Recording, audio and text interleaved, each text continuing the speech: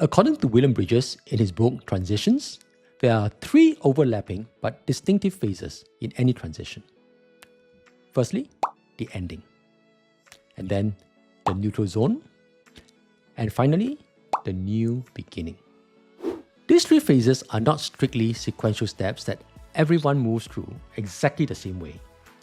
Some people may loop, recycle, or linger in one phase longer than another.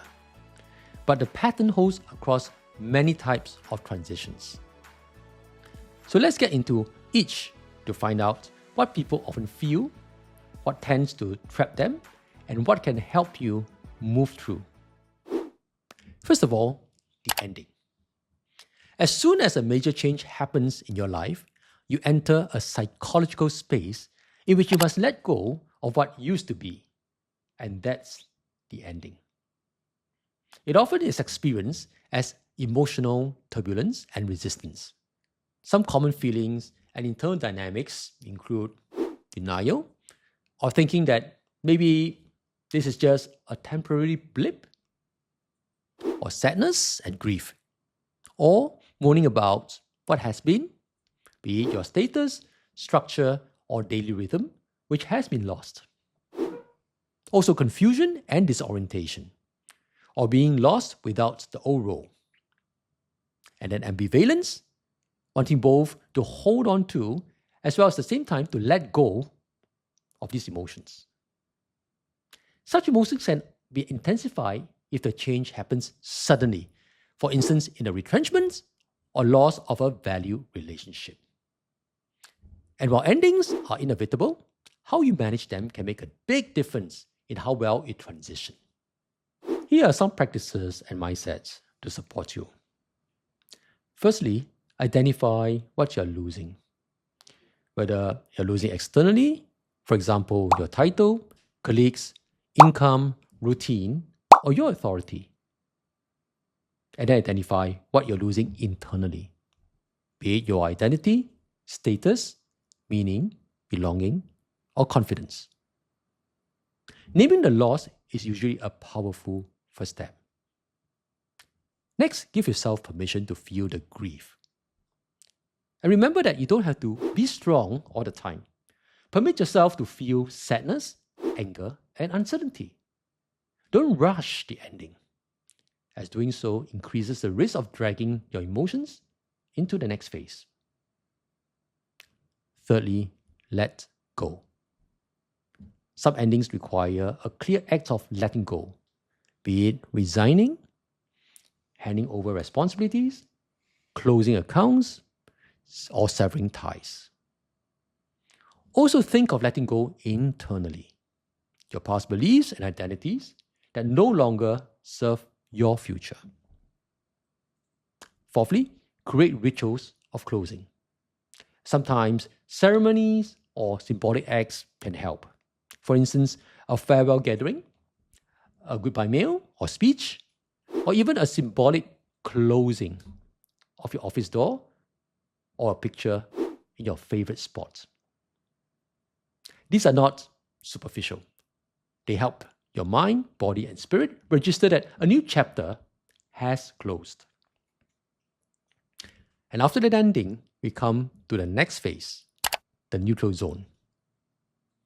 If the ending phase is about letting go, then the neutral zone is the in-between. Or some people call it the messy middle, because that's how it often feels, very messy. In this zone, your old self is gone, but your new self hasn't been fully formed. And so what happens in the neutral zone?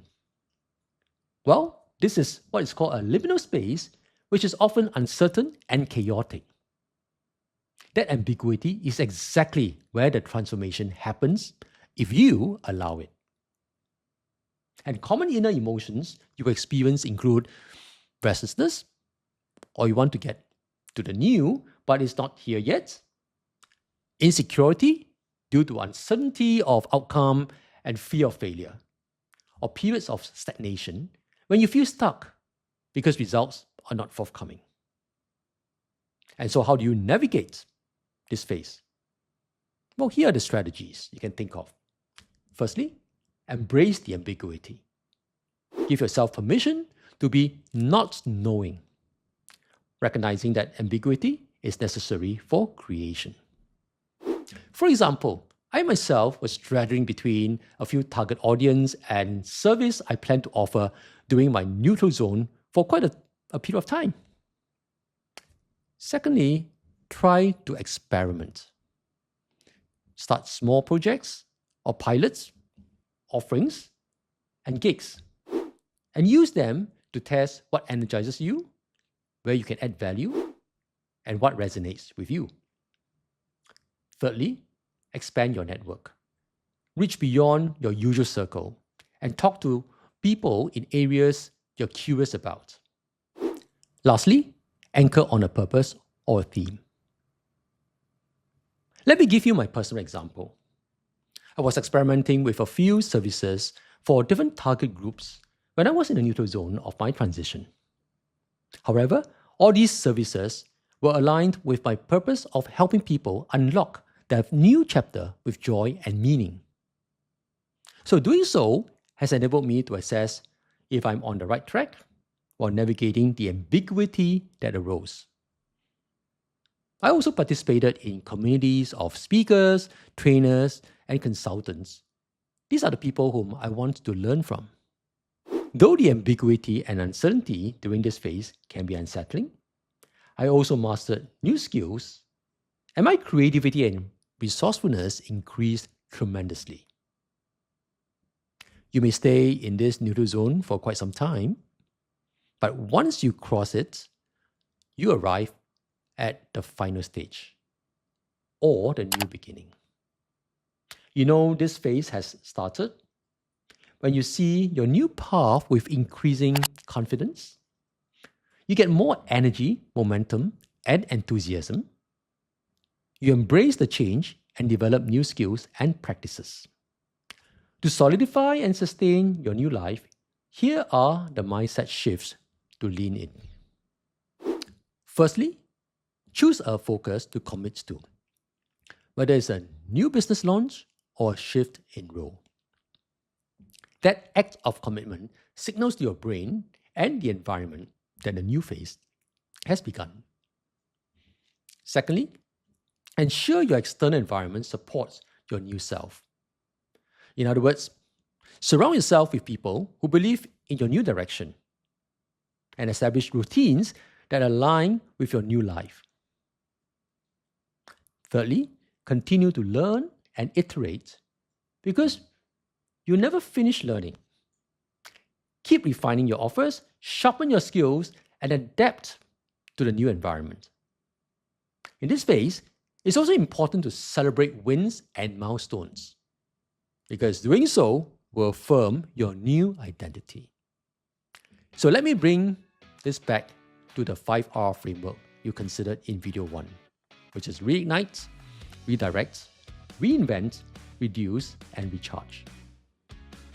These 3 transitional phases are your inner container, or the emotional and psychological journey through which any choice of the 5R you have made must travel. Understanding these transition phases gives you insights, patience, and strategies to move forward with grace. As you move through the transition, you can adjust or recalibrate your R as new information emerges. Remember, the 5 R's are not fixed, but flexible. In the next and final video of this series, we'll shift from how you move through transition to what you build on the other side. We'll dive into how to design a life and work that delivers sustainable income, positive impacts, and inner harmony, be it physical, mental, emotional, or spiritual well-being. Thank you for being here with me, and I look forward to seeing you in the next video.